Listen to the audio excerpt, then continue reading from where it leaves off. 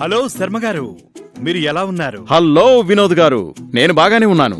ప్రధానమంత్రి ఆవాస్ యోజన గురించి దయచేసి మీరు చెప్పగలరా? 2022 నాటికి అందరికీ నివాసం అనే భరోసాని కల్పించడం కొరకు భారత ప్రభుత్వం ద్వారా ప్రవేశపెట్టిన కార్యక్రమమే ప్రధానమంత్రి ఆవాస్ యోజన. దీని కింద ఆర్థికంగా బలహీన వర్గాలు, అల్పాదాయ వర్గాలు మరియు మధ్యతరగతి ఆదాయ గ్రూపు 1 మరియు 2 కొరకు పట్టణ మార్కెట్లోని ఆస్తుల కొరకు ఇంటి రుణాల మీద క్రెడిట్ లింక్డ్ స్కీమ్ ఉంటుంది. కొత్త లేదా పాత ఇల్లు, కన్స్ట్రక్షన్ లేదా రూమ్లు, కిచెన్, టాయిలెట్ మొదలైన వాటి యొక్క విస్తరణ కొరకు దీనిని వినియోగించుకోవచ్చు.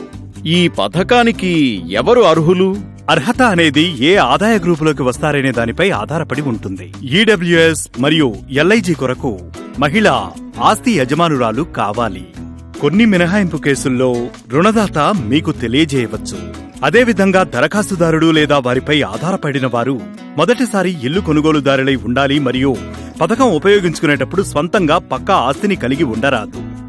అయితే ఈ పథకం కింద ఎలాంటి ప్రయోజనాలు మరియు సబ్సిడీ అందించబడతాయి? సబ్సిడీ అనేది రుణ మొత్తం మరియు మీరు ఏ ఆదాయ గ్రూపుకు చెందుతారనే దాని మీద ఆధారపడి ఉంటుంది. 6 లక్షల రూపాయల వరకు ఆదాయం ఉన్న దరఖాస్తుదారులు గరిష్టంగా 2.67 లక్షల సబ్సిడీని పొందవచ్చు. 12 లక్షల రూపాయల వరకు ఆదాయం ఉండే దరఖాస్తుదారులు గరిష్టంగా 2.35 లక్షల సబ్సిడీని పొందవచ్చు. 18 లక్షల వరకు ఆదాయం ఉండే దరఖాస్తుదారుడు గరిష్టంగా 2.3 లక్షల సబ్సిడీని పొందవచ్చు. సరే, మరి ఈ పథకం కొరకు ఎటువంటి డాక్యుమెంట్లు అవసరమవుతాయి? చాలా ప్రాథమిక డాక్యుమెంట్లు అవసరమవుతాయి. కేవైసీ డాక్యుమెంట్లు, ఫోటోగ్రాఫ్, ఆధార్ కార్డు తప్పనిసరి.